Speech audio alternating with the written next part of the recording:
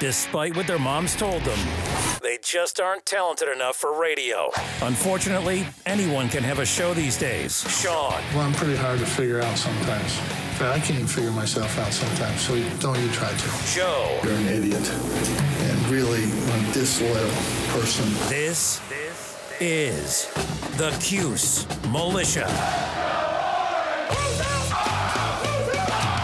Now, those two unapologetically biased, orange-blooded homers, Sean and Joe. It's the most bullshit thing I've seen in 30 years. Welcome, orange men and ladies. Happy Tuesday. This is the Cuse Militia with Sean and Joe at Cuse Militia on the socials. Go there. Join the militia. Thank you for tuning in and hanging out with us. We appreciate all of you. This is your Albany Great Danes preview show. We'll let you know what we think. We'll go over last week's predictions, and we'll make our predictions for this week. And it should be fantastic and close as always. So, yeah. A couple things quickly to mention. We're going to clean up from last week. We didn't want to go on and on and on and on last week, and there's a lot to go over. We are going to do a coach montage for this episode. Just some, again, just some spillover from last week, basically. And with Coach Babers yesterday during his press conference. So we're going to do that. I did, however, receive a DM from Cuse Waterboy, our buddy Anthony, and he told me to give him a call to talk about our thoughts, and he wanted to respond to what we had said about the fans in the Dome, and from his perspective, give us some insight on some stuff being someone that lives in Syracuse. So to your point, Joe, as far as you were talking about, I feel like this is worth mentioning just because. Right. From your perspective, how a spontaneous, game, going to a game spontaneously, I should say, is a thing all over Syracuse. We did it growing up, whatever, when you're a teen or, you get your license. No, and it was especially basketball, but yeah. Sure, but it still applies. But it's especially basketball. It's fair enough. So what we didn't know, really, is that, first of all, they're requiring a test or a negative test or vaccination, proof of vaccination from 5 and over, I believe he said. So 5 and up. And think about, like, if you want to bring your family there, what kind of hoops you got to jump through for that? Right. You know what I mean? So his gripe wasn't so much that, but the university, the Dome, whatever, weren't really giving out too much information on how to get that done and the easiest way to do it, I guess, right? So if they want people there, maybe they should supply a little bit of information or do the PCR test. I think that's the one that's the rapid test, whatever. You do those on site. Maybe they do, maybe they don't. I don't know. But, he said people were trying to contact him because he's all over social media about it. And, they just lack the information. So if they want to draw the crowd in, they're going to have to put a little effort towards it. And let's be honest, my opinion, not his, those rules are absurd. Those are absurd rules. So, and go ahead and throw out, by the way, the fear thing. Because if those are the rules, you shouldn't be scared, right? I mean, you shouldn't be worried about it. It seems pretty safe to get in the Dome. Everybody in there should be good. Well, when I brought that up, I more or less just said it as there's people that have basically gotten to the point where they've made a decision that they're not going to be going to events like this, concerts, the fair, stuff like that. It's not that's not a weekend to weekend thing or a game to game thing. That's a decision that people have probably already made. That's right. Exactly. As well as a lot of other decisions at this point people have made that they're probably not going to compromise on. So I hope to see more fans. I hope it gets easier for them. I hope the criteria to get in is a little bit easier. I think 5 and up is a little absurd and ridiculous to me. I mean, you can look at any stat from any legitimate website and they'll tell you that is totally and completely wholly unnecessary. So, and I mean, again, too, that really goes to, because I don't even know if you talked to him about that, but who knows what the ticket prices are. I mean, I know that there were when I was up there was some good season ticket, but I mean, we just did a renovation. Fans haven't been there for like over a year, inflation and everything like that. So if you're talking about, a family that wants to go to a game and they got to pay up on top of, well, we got to all go and get this test, you know what I mean? So, and if you get one random kind of, because again, I'm not saying that there's a whole bunch of them out there, there's really no facts to it, but there are some things as a false positive, right? So what if one person in the family gets a false positive? They're all sitting home. Now they can't, none of them go. So, there's a lot that goes into it. I think a lot right now, looking at it, is it's new, not a lot of information, like Waterboy said. And on top of that, too, I mean, it is Syracuse football. So, I mean, we have struggled, especially. Exactly. Historically speaking, it's a struggle. Again, yeah. And I know I brought it up because with me, it was more or less like I would get somebody that would hit me up on Saturday, like, hey, I got a ticket. Hey, I got that, right? Like, I didn't have it planned, right? But most people that are going to the games, especially when it's football and it's every just once a week, usually you have it planned. But when you talk about basketball, sometimes you can have 3 or 4 games in a week. And that was really the spontaneous stuff. And that's really where we're going to see. Hopefully there'll be enough information out there by that time to where people know what to do, and they're set up better as a university to help people be able to do those walk-up type things. Because I can't tell you how many times there was a 7:00 basketball game, and me and a buddy decided at 5:00, hey, let's go up, grab a couple beers, tailgate, and then go to the game. Right. And because we have 30,000 plus, I mean, tickets are almost always available for walk-up, really in both sports. But again, like I said, it's more prevalent in basketball, more games a week, more games in the season. So I just hope they get it sorted out by then. Right. And also, here we are, begging for fans. So I'm talking out of both sides of my mouth, and I get 30,000 fans in there, and I'm not complaining, but I comment on how I thought it would be more. So, I mean, I'm talking out of both sides of my mouth, and I realize that my expectations, I guess, were just set a little higher just from being out of the dome for almost 2 years for a football game. Yeah. And that's all it was in based a new on. dome, and then, right? Right. But I think sometimes too, I mean, we have to put into perspective too the fact that, like, I mean, we're diehards, right? I mean, we do a podcast. We've done a podcast for how many years, and neither of us live in Syracuse. So I think a little of it has to do with just that thing in the back. Taking of our it for head. granted. Yeah. Like the fact that, we know that if we were there, we'd be out there tailgating with Waterboy, going to games with people that, that listen, tailgating with people that listen, right? Drinking blue light seltzers with James, playing cornhole. Right. Or body armors with Waterboy, right? Yeah. So, I mean, either way, it doesn't really matter. It would be obviously, more conducive to obviously the podcast that we do and our fandom. Absolutely. But obviously, there's other reasons why we aren't living there as well, right? So Yes. I think that there's a little thing with us where it's like, oh man, if I was there, I'd be going. And like, why can't we get these fans? So I think that comes from a place of just us not living there.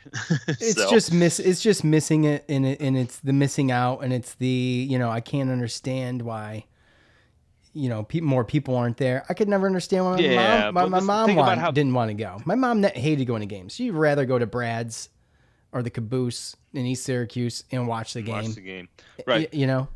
But think about it with us, right? I mean, we're so busy in our lives, so we sit here and we can't go because we're in Virginia Beach and we're in Raleigh, right? But like, what if if we were there and our lives were busy as hell? I mean, we'd be going through the same things that a lot of these fans go through, is everyday stuff. Absolutely. My life's busy. Who knows if we'd even been able to go to that game, Sean? Yeah, well, right. And I mean, I've been in Virginia Beach for 20 years. 20 years I've been here. I moved here when I was 22 years old. I didn't have any kids. I didn't have a worry in the world. Did whatever I wanted, when I wanted. Lived in Liverpool, right down the road from the Dome. And, things like that. My wife did her undergrad there. You get student tickets for $5 or whatever it was at the time. Yep. And you go have a good time. And you know what? I didn't go to every game then either. So shame on me. And anything you want to wrap up, Joe, heading into the Albany game? We're gonna do the coach montage. Maybe you can wrap it up then, but I just want to ask if you had anything to add before we did that. before you do that, all right, real quick, let's talk about the Spotify Green Room. All right, go there. Go to the iOS or Android store. Download the Spotify Green Room app. Sign up with a username, an email address, and a password. Follow us at Cuse Militia or at Sean Space Cuse Militia. And what you can do is sign up for notifications. I hear through the grapevine a little bit that some people are not getting the notifications, but you got to sign up and try it first before you complain about it. So go there. Sign up, follow us. Maybe we'll follow you. You don't have to just follow us. There's plenty of people to follow, plenty of topics to indulge in, and also you can do your own thing there. So you can go live and have people chime in your green room. You can get in there and talk. You can type. You don't have to request to speak, but you can request to speak. We can bring you on live during fan feedback every Sunday for the football season, and it'll usually happen around 8 o'clock Eastern is usually when fan feedback gets hit up on Sunday. So almost like clockwork. So go there, iOS or Android store, download the app, sign up. It's free. All you need is a username, an email address, and a password, and follow us. Don't you? Wanna? Of course you do. Okay. Your thoughts. Sorry. I realized how long we were going here, and I had to get that in and get it over with. No, so go ahead. No, you're good. I think, and I was thinking about it today. I saw, news. Ben LaBrosse is. He's gone. Decided to leave the program. Yeah. And I just started thinking about really, especially after these last 2 years, and with all this transfer portal stuff and everything. These generation of college football players, everything like that. It's just, I think for us, it's going to be tough. I feel like in the beginning of the year for seasons to come. And I'm not saying that for one way or another, but just there's a lot of players that they want to start or they want to leave. And that's not something that this coach really guarantees. It's all about playing on the field and everything like that. So I still think, as bad as it sounds, through 2 games, we're still trying to figure out. Obviously, we know the quarterback situation, but even in other positions, right, we're still trying to figure out, are the older guys... Who wants to stay, who wants to leave, and... Who wants to leave? Are the older guys going to be able to step? Because obviously, even looking at the receivers, we know we have young receivers that are a little bit bigger, and I'm not saying they're better, but, Sherrod Johnson and Queeley being out there, like I said, Queeley had a decent year last year. I know he can block, and he's been out there. But, Sherrod Johnson, senior and everything like that, this is his year to kind of prove some things. And, he kind of gives his trust and loyalty to the people that have been there and kind of work through it. They know the system and everything like that. But at some point, there's going to be times in the season where he's going to have to go to certain people, and I think that was a situation with Ben LaBrosse. He was named the starter. And so far in both games, I think that Jason Simmons has played him as far as plays and stuff like that. New Mexico State transfer or what? Yeah. So I don't really know if it's, he had an issue with the coach or, he thought he should start, saw the writing on the wall that he wasn't going to start anymore. But, you see these things and it just hurts because it's like, come on, and you wonder if that's the situation with Schrader and DeVito, and you never know what's going on, but conversations behind closed doors and everything. So, but based up, I don't know. It's we'll get into that. And that's in the montage, and we can. It's tough. But one of the things that I did notice that I don't think we talked about was, McKinnon and Williams is back, but I didn't see Kingsley Jonathan out there. So that's one guy. Okechekwu, I think his name is. I might have butchered that, but either way, close. He came in and he's been playing really well this year. I like the progress with him, and obviously you can't really complain with how the defense really played. So hopefully those guys can get better. Garrett Williams and Kingsley Jonathan and those guys can get better in time for the Liberty game, whether they play this week or not. But yeah,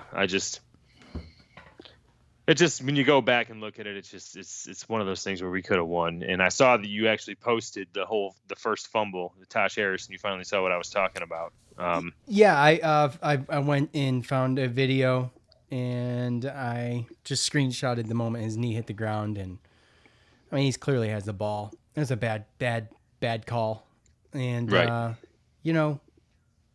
it's unfortunate, but you can't let the refs beat you either. You got to do enough to where that can't affect your game, right? Oh yeah, So- but the way they were moving the ball there, It was a momentum killer for sure. there was a bunch of momentum killers Yeah. that led to Well, that was a big not one. only us not scoring, but the other team scoring. That- So that's why it was tough. That was inside the 10-yard line, that fumble too. So, I mean, that was Like right at the 5, yeah. Yeah. So, all right. Well, real quick, let's take a listen to what Coach had to say Monday in his Albany pregame presser. I think when it comes down to the quarterback position, a lot of times things are, they get too much of the credit and they get too much of the blame. But I definitely think that we still want to see both of those guys. We're looking to score points. Points is the thing that we need to get done. And until we're totally 100% sure on who it is, we need to keep letting them compete. If you have two quarterbacks and you don't know which one you're going to play, how do you decide when you're going to play and who you're not going to play? Okay, so what we did, we decided we were going to play them in the second quarter, no matter what. The previous game, we went by field, and then we got them late, and we didn't get an opportunity to see. We want to see them out on the field. To do that, you have to make a commitment to do that. What's the prognosis for Garrett Williams? I haven't had a chance to see him since the game. I'm sure he'll be okay. Garrett's one of those guys that's extremely tough. He really is. He has an old school mentality about him, and he is all team first. If he can go, he'll go. So I expect him out there, and that's the truthful answer. Not a long-term deal here. I don't think so. I'm going to ask about Dakota Davis, maybe the other higher profile injury situation.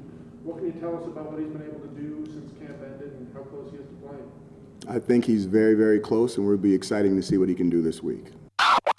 We know that U Albany struggles to score points. Albany struggles to score points. Yes. Okay. What is the defense mentality going into that game? Well, based off of what their meeting looked like the other day, they don't care who they're playing. They have a standard, and they're not going to lower their standard for anybody. So it'll be interesting to see how they do, because they seem like they're truly committed on that statement. What do you need to see to make a change to Striker?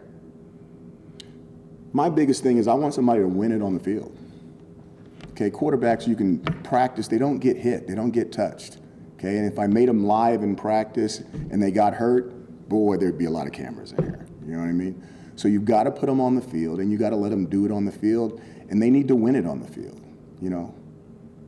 What they say in Gladiator, Maximus, win the crowd, win your freedom. Okay, they need to win it on the field. Take the community, take the team, win it on the field, remove all doubt. Don't leave the decision up to me, because eventually I will make the decision. So they need to get it done. So.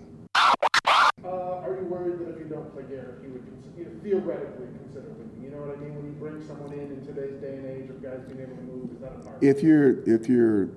If you're considered, it has nothing to do with people leaving. You have to play the best guy. If you don't play the best guy, the team gets mad. So you play the best guy, and then if you're not the best guy, and it has nothing to do with quarterbacks, you can be a tailback, you can be a linebacker, you can be a DB. If you're not the starter and you feel like you can go play somewhere else, with the transfer portal and the way rules have been changed, you can leave and take your opportunity somewhere else. We don't want you to leave. We think you should stay here and work for it. But if you want to go somewhere where you're guaranteed a starter somewhere, then you have the option to do that. All right, Joe, let's start with Garrett Williams and Dakota Davis. Obviously, we didn't hear anything there about Kingsley Jonathan, but Stephen Bailey's he's an injury hawk. So I don't know if that's just a good sign for what's going on with Kingsley Jonathan or not. But like you said, I don't remember seeing him either. Plus, he didn't hit the stat sheet. So it sounds promising for both players. And usually if you sense positivity, that's a good thing. Because if it's bad, all you sense is the wall. You get the wall. And you get the vagary. So both of those going into the Albany game sound good. Now, do we wait another week just because it's Albany? I don't know. Maybe. No. I'm just saying. It just depends on what it is, right? So what I'm saying is it's a good sign, regardless. Yeah, I mean, if it's a it's good Albany or sign. Liberty. Right. Knowing Dino, especially with his pressers and stuff like that, he doesn't box himself in corners. He doesn't answer the right or the wrong, you know what I mean? He doesn't answer the wrong questions. So, well, that's arguable. Well, at the end of the day, like I said, it's Albany. Number one, he never really shows his hand, so he's not going to, come out and say that they're not going to play, number one. And then number two, the players, they listen to this stuff too. Very easily accessible on social media. So YouTube. And on a Monday, you're not going to come out and talk about, we're probably going to sit Garrett. You know what I mean? Like, you're not going to say that kind of stuff. So he said the right things, and at the end of the day, like he always says, he's not a doctor. He's going to leave it up to the medical staff. And I see a situation where if Dakota Davis can go, this would be the perfect team for him to go, get in there, get reps, maybe not start, but maybe play the second half, something like that, or just get a little bit in and then get him out of there. Just because he hasn't seen any reps, like live game reps. As far as Garrett Williams goes, I mean, I think it would be really stupid to I mean, I don't know his injury, but any type of little easy thing that doesn't require surgery or isn't like weeks or months, like those are just tweaks away from being that. So, and sometimes you see players, I think, we saw Trill Williams last year do that, where he, kind of played. He even played that one game where his dad didn't want him to. Yeah. And he went in there and he retweaked his shoulder, retweaked it. If you don't give those things time, even if it's just a week and a half or two, take advantage of that, let it get healthy, then you just re-injure it. And then you could re-injure it even worse to where you're out for longer like Trill did. And he just said, all right, well, I'm just going to sit. I mean, Garrett Williams, he could do that same exact thing. If he ends up getting this injury where it's like nagging and, or it gets worse, then he might just say, I'm just going to sit out the rest of the year, get ready for the draft. Right. I don't want to put myself at a disadvantage and right. So you're not going to come out in a presser and say that he's not playing, and he said good things about him. And yeah, he's going to say that, but when it comes down to it, it's Albany. It's a D1 AA opponent. And, I thought our corners, they held our own, and I think that we should be able to maybe play a couple younger corners. I know Deuce Chestnut's young and he's starting on the other end, but, the other guys behind him, Cole, Adrian Cole and Neil Nunn, some of those guys. So I really don't expect Garrett Williams, and if I was the coach, I would make sure that he's 100%, or not 100%, but if it was me and I knew he wasn't 100%, then you'd be sitting and getting ready for Liberty. Okay. But Dakota Davis, you got to kind of give, a couple of reps here and there because he hasn't really, unless he can't go. Right. If he can go, plug him in. Period. It'd be a good game for him to get acclimated. Get some reps. Yeah. Yep. So the whole quarterback thing, which this is going to be a thing post-game heading into games, post-game heading into games, as long as it is a mystery, it is going to be the biggest topic surrounding this team and this coach and these players. So he still wants to see both guys. He wants to be 100% sure. He's not 100% sure.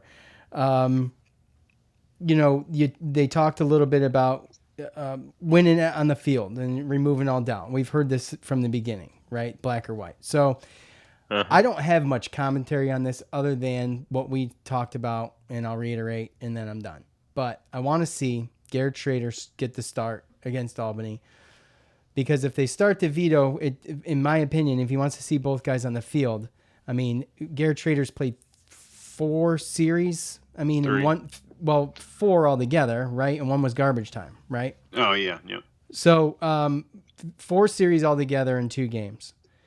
And if he wants to see what he can do to remove all doubt, well, we've got to give him more reps. And Albany's going to be the place to do it, or the game to do it at home. Mm-hmm. Okay. Now, there's a question presented by Stephen Bailey about Garrett leaving, and playing the best guy and stuff like that. So this is what reporters do, I guess. They put that speculation out there. Like I said, coming into the season in general, I would feel bad if either one of these guys left. Garrett, obviously getting here through the transfer portal, and then if he decided to leave, that would seem like a waste. I'd feel bad for that. And obviously Tommy DeVito, he's been here, what is this, 5th year? And if something happened there, which I don't see it happening, but if something did happen, obviously I would feel terrible there too. So it's just a weird situation. I want it to be over. I think things like this don't help the team. I don't think they help the players, and I don't think it helps the coaches either. I mean, the whole thing is a mess and needs to get figured out, bottom line, in my opinion. So yeah. No, you have to figure it out before ACC play, that's for sure. And the problem is that sometimes you really can't figure it out against a D1AA school. All you can really do is just get reps. So, again, we've seen what DeVito could do. And I listened to the Lockdown, podcast. They talked about this. One of the guys, he's still kind of up in the air with Schrader, still wants to see what he can do. The other guy is he doesn't understand. Like, he doesn't see it. He doesn't like Schrader's throwing motion, and I just don't know. We haven't hardly seen any throwing motions. Well, yeah, he's got a little hitch in there, like it's a little. But again, you remember Phillip Rivers, you remember stuff like sometimes messing with people's natural way that they've thrown for the rest of their whole life, like sometimes messes with it even more and really doesn't help. It hurts more. So, I saw on that last drive going, and again, it's tough because it was going against Prevent, but the throw that he had to the sideline against Sherrod Johnson, there was somebody there. They weren't trying to stop him from getting to the sideline, The throw he had to Taj Harris when he was rolling out to the right, just the way that he ran that one ball, I know that if he played a full game, then he would be able to actually help with the running game. So I mean, he's no Derek Carr. We saw what Derek Carr did last night. It was truly amazing. So, but at the end of the day, he still hasn't gone into. Neither of them have gone and taken the job, and you can tell. I think. Well, hold on. Has Garrett Schrader had a legitimate opportunity to go out there and take the job, though? That's my point. No, he hasn't. That's my point. But there's a reason for that, and that's I think the one thing is that because DeVito does know the offense and does know that stuff, you wonder if it's just he's kind of holding on, waiting for Schrader for the light bulb to come on, so to speak. We don't see what practice is. I understand. But at the end of the day, we do understand that there's something that Baber sees in him. Obviously, that is not allowing him to say, okay, Tommy's the starter, right? Okay, fair enough. Okay, but he's still hanging on to it at this point, and he's still talking the way he was talking in the beginning of the year. And so it's time to, and I don't like to toss a ton of criticism at coaches, but it's time to do it. Let's just do it. Stop talking about it. We're 2 games in. We're going into the 3rd. We got a tough game against Liberty. Like, let's do this. Make a decision. It's time. Let the dude. I think that's a sink or swim. Right? Yes. I mean, yes, let's do it. That's really what it is. Throw him out in Albany. Let's see what happens. If he looks outstanding and we blow him out, which probably both quarterbacks could do, but if he does, then maybe that gives you the confidence to say, okay, well, then maybe we start Garrett against Liberty, see what he really has, and give him a half. And if he just stinks the place up, then we'll all know, and we'll stop talking about it, and we'll know. Exactly. That's the point. Yes. Because the problem is that, again, listening to the Lockdown podcast, they had a problem with the way that he did that, because a lot of times when you have things scripted, like, okay, Tommy's going to do first quarter, you're going to do second quarter. Well, there's some people that thought that Tommy was playing pretty good in the first quarter. I mean, I felt like he was in a rhythm, but the score was 0-0. 0-0, but we had that fumble, and obviously there was there's a defensive matchup. But by the way, to be fair, Coach did say, he was asked, does it take quarterbacks out of the rhythm when you trade them in and out like this during a game? And he was like, yeah, of course. So. Well, yeah, and then again too, that's the one thing is that when you look at a fan, not looking at it the coaching way, because the coach is trying to figure out, how am I going to salvage this season? Who's going to be the best guy to keep my job, right? They're not looking at, like, to what Stephen Bailey said, are you worried about Garrett leaving? No, he's not worried about Garrett leaving. He's worried about doing the best he can so he can keep his job this year, right? So he's not worried about that. You're not going to start a guy who's not going to give you. What, you're going to start a guy and you're going to lose and then get fired? Like, no. So I mean, that's the mentality of it. But the mentality of the fan is, okay, DeVito was in a rhythm, right? Some people thought he was in a rhythm. They took him out. They brought Schrader in. I thought he was Schrader, managing the game. He was comfortable. He wasn't making mistakes. right? Like, But then you look at it as just a basic fan. Okay, now you're bringing Schrader. Okay, these first two drives sucked, right? And then all of a sudden he puts that drive together at the end of the half, and you're like, oh, okay, he's starting to get something. He's starting to see something. He's starting to get in a rhythm. Right. So now you go to halftime, start of the third quarter. Here comes Tommy. And now Tommy is completely out of his rhythm that he had in the first quarter, and you didn't take advantage of the rhythm that Schrader had at the end of the second quarter to go into the third quarter. So then you end up with this second half shit show. And again, that's kind of alluding to, that's what the guys on lockdown were talking about. That was the conversation. And that was, I'm sure, a conversation of a lot of fans wondering why. I told you my buddy Sabo, he hit me up at halftime. Was like, why did they pull DeVito? He was sitting with a bunch of DeVito family members, and they were asking. They're like, what's going on? So but usually everybody, when he's at the game, he can't get the news, so he texts me to tell him, because the announcers are talking about it, so I get to give him the information that he can't hear, obviously, at a live game. So that whole thing, I didn't think they didn't leave a good taste in the fans' mouths for sure. So, like you said, I think this is the perfect timing for exactly the situation that we spoke. You just got to give it to Schrader, because who knows? Maybe Schrader can't do it against Albany, and you got to bring in DeVito, and now right? Or if Schrader tears him up, like we said, okay, start Schrader. But Schrader is still in a conversation for a reason, and we have yet to see this reason. Because I think the skills, I think Coach thinks the skill set is there. I think Coach thinks of what a lot of us think or speculate, and he just doesn't know. He's not 100% confident in him in the system, and Tommy is his security blanket as far as the system goes. He just has more trust. That just tells me he thinks he knows what DeVito's ceiling is, and he thinks the ceiling for Schrader is higher. It's just learning the system right now. Well, right now the floor for DeVito might be higher than Schrader's. So, and like you said, learning the system. So, I mean, if Schrader plays against Albany, kills it, yeah. But I mean, there might be a situation where he could maybe manage a game or make worse mistakes just because he's not ready or he doesn't know the playbook. So, we don't know behind closed doors. All we know is that he's got something that's still keeping him in the conversation, considering that he's only had 4 drives and has put up 0 points. Right. True. Let's do it. I hope we only have to talk about this maybe one more time after the Albany game. It would do nothing for the fan base and nothing for the coaching staff or anybody to put DeVito in there and watch him light up Albany like we know that he can do. I would be so pissed. It would make 0 sense. Yeah, exactly. Yeah. All right, Joe. We're going to see something different, I'm sure. All right, Joe. As I was saying, Syracuse is going to face Albany. This game will be a noon game in the Dome.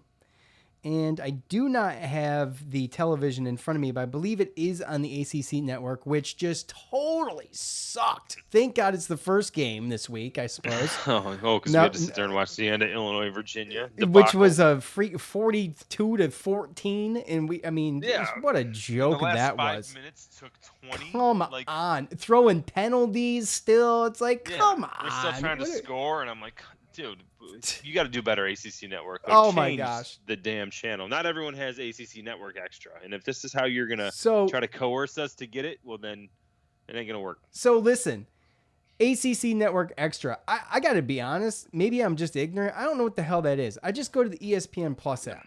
That's an extra $10 charge. It's $5. It's $5. But listen, I don't get ACC Network Extra either. Or maybe I can buy it, but I couldn't find it. So, but it is on ESPN Plus? Yes. And so but here's the kicker with that. I tried and tried and tried. Every time I clicked on this game as I'm watching time tick off the clock in the play-by-play, it's telling me, oh, this game is not ready to start yet. It starts at 2. Well, it's 2:20. So why won't this Wasn't game even play? allowing us to Then it watch plays. I finally get it to play on the ESPN Plus app, and I'm watching on my phone, and I'm finally calmed down. I'm finally calm, and I'm finally content. I'm watching the game. Come on, ESPN. And then it freaking... You're an affiliate of ACC Network. No like, you guys kidding. got enough money. Clean it up. Oh my, clean the whole thing up. And so I finally get it on my phone, and I'm content. And then, I go back outside, and the game's ended. So I spent that whole time trying to get it on my phone. It was so dumb. It's so infuriating. And, it scared the dogs and everything. That's how pissed off I was. So, look, not a ton of stuff out there about University of Albany down the road, in-state, competition. I wouldn't call it a rivalry, but obviously this would be cool. No, absolutely not. But it is an in-state competition, and obviously with Albany coming into the Dome, that's got to be pretty cool for them, to see what they can do against a D1 school in Syracuse. So a couple things. They did have a fall season Airfingers quote. A spring season Airfingers quote that was basically a pickup from last year. Correct, Joe? I have that right? So yes. So they played a few games. They ended up actually opting out of some of those games towards the end because their quarterback, Undercuffler, which is a cool ass name, he was injured, and they had a couple other injuries, I think, and they just decided, you know what, we've got to get ready for fall ball, and we have to get rested up. So I didn't know that the spring football season was a thing, and shame on me because I would have watched it, that was when D1 AA did their season. Yes. So, anyways, I mentioned Undercuffler. He's the redshirt sophomore quarterback, and he seems pretty decent. He had in the last game 20 completions, 36 attempts, 51-yard long, and 1 touchdown. He's got 2 interceptions on the year. The Great Danes are 0-2. They got beat by, North Dakota State and Rhode Island. And they lost both of those games. The last game they played Rhode Island was at home. They lost that. They actually lost it on like a field goal or botched field goal or something. So there's a couple guys on defense. There's 2 redshirt freshmen. A linebacker, Jackson Ambush. He's got 18 total tackles, 8 solo in 2 games. And then redshirt freshman, Jared Verse, he's defensive lineman. He's got 10 total, 6 solo, and a sack, and a forced fumble. So a couple of young guys in there mixing it up. But Undercuffler, I mean, he's their guy. Carl Mofor, he's supposed to be this like very exciting running back. But so far this year, he's got 2.9 yards a carry on 37 attempts for a total of 97 yards. And he was named 2021 CAA preseason All-Conference and stats FCS preseason All-American second team. He also was named to the 2021 Walter Payton Award watch list. So he's got some talent. He's just struggled so far this year, and I couldn't find anything on him, what it could have been or any speculation on it, but he's their bell cow in behind the quarterback. So, Joe, it's tough to put this team into perspective, but they're 0-2 in D1 AA play, right? So, yeah. I'm not trying to poo-poo this team, but I mean, we're getting a gimme here. We're getting a scrimmage, okay? And Syracuse better make the most of it. They want to try some things or whatever they want to do, but I just don't see this as being legitimate competition. I'm sorry, I don't. No, and it really shouldn't be. If it does, then we're really we're gonna have problems the rest of the season. Could you imagine the fans after that? Oh God, yeah. Man. No, I mean you're talking about a team that scored 20 points in 2 games. I think they had first game against North Dakota State they had 205 total yards, and against Rhode Island they had 215 total yards. They got 14 penalties in 2 games. Quarterback's been sacked 8 times, and again you talked about running back who's a good running back, which means it just tells me how bad their line is. They do have a decent receiver. He's caught 7 balls for, I think, 148 yards and a touchdown, Roy Alexander. But, under Kuffler, he's averaging pretty much 175 yards passing with the touchdown and an interception and 4 sacks every game. And this is against D1 AA. And you heard in the coach montage that there was a reporter that did, mention that Albany kind of struggles to score. And again, well, they better really struggle. Right. So they barely broke 200 against D1 AA schools. So really, I'm not worried about their offense whatsoever. Their offensive line obviously doesn't look good if they got a guy that's, preseason first team, and he's only averaging not even 2.5 yards a carry, 2.6, something like that. So I don't really see or foresee their offense putting up a lot of points. I will kind of give kudos because North Dakota State is perennially in decent the D1 AA national championship hunt, so to speak, right? I mean, they have quarterbacks. They have quarterbacks in the NFL. They're ranked 14th, right? Right. But D1 that's like AA. a D1 AA powerhouse. Carson Wentz went there. Trey Lance just got drafted to San Francisco. They put guys in the NFL at a D1 AA level, and they've won multiple national championships there. So to hold them to 28-6, and then Rhode Island 16-14, it does tell me it looks like their defense is a little bit more legit. Now, North Dakota State did put up 387 on offense, but that does look like the strength of their team. So if there is something, it's looking out to see what our offense does against this defense. But I don't think, there's not a way that they're going to eventually slow us down. Even if they play up and they play out of their minds and keep it close, second half, third quarter and fourth quarter, our size and just the D1, Power 5 type thing it's gonna. Unless we literally, just stink it up. I'm talking multiple penalties, turnovers, giving their defenses touchdowns, stuff like that. Because their offense, I would be surprised if their offense scored more than 20 points against this defense. If they do, it's because they're going against our second or third string at the end of the game because we're killing them by that much. Right. And that's pretty much it. Our defense should have a field day. First of all, we should. They should get third downs. I think they're 5 for 28 or something for the season. It's. I had some of that on here. There is a DB. Did you watch the last condensed game or anything, or did you just? Well, I couldn't find it. Okay, yeah, because it's really hard to find. We're talking about not even putting their pictures next to their stat line at ESPN. Defensive stats on ESPN. Yeah. And to be perfectly honest with you, I don't know if I want to watch a condensed game of a 16-14 Rhode Island and Albany. So the only time they put defensive 5 minutes long. The only time they put defensive stats on ESPN is when they play a D1 school. So. Oh, okay. Yeah. But yeah, there's nothing there for the defense. So what I had to do is look at both box scores and just see kind of what it looked like for the defense, which was difficult in itself, and read their literature out of the U Albany website. So I'm just saying I wouldn't want to be Albany this week. I'm sure the college. No, hell no. This should be a SUNY Albany. That's great. I'm sure you're going to get paid great for this, but I would not want to be on the back end of this game.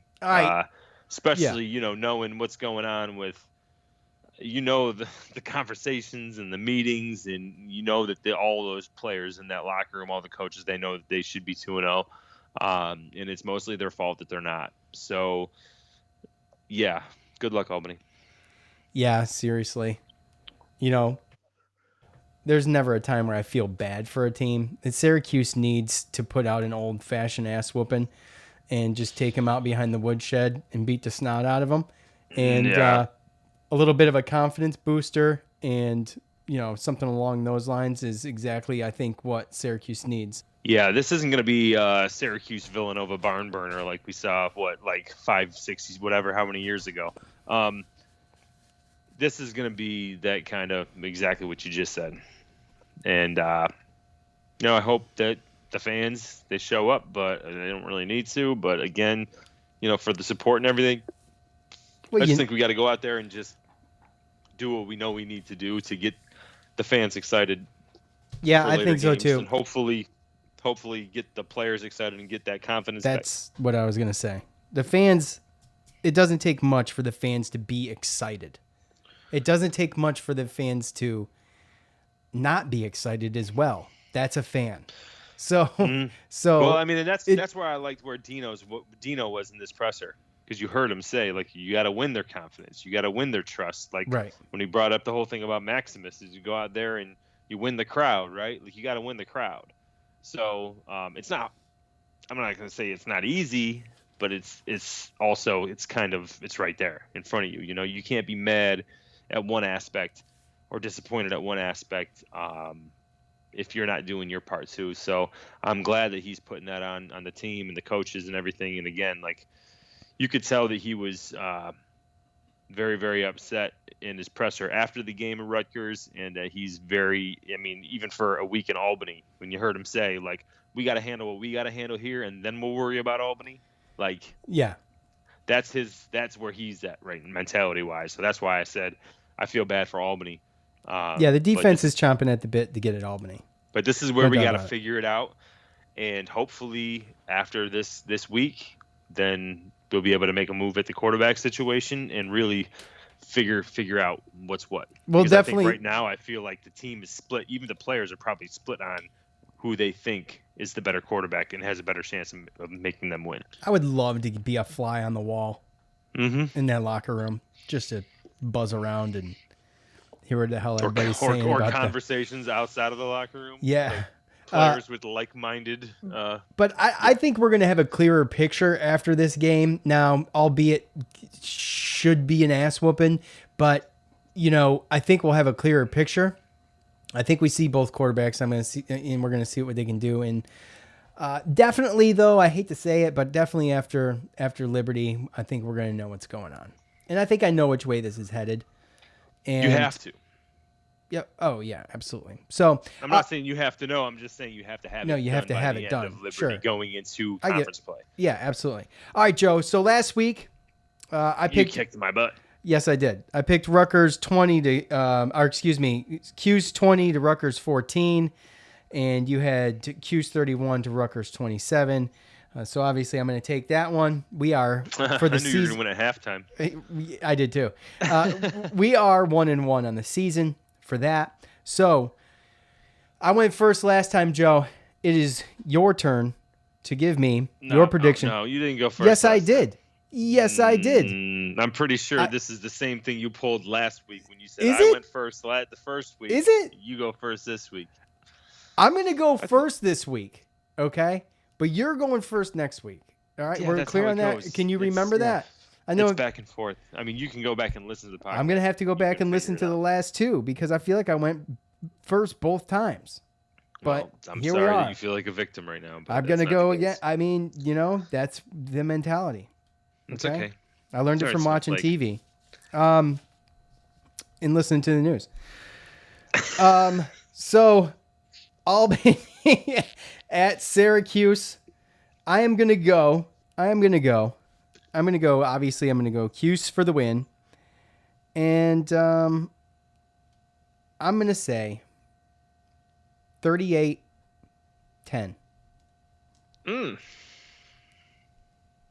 Cuse. Okay.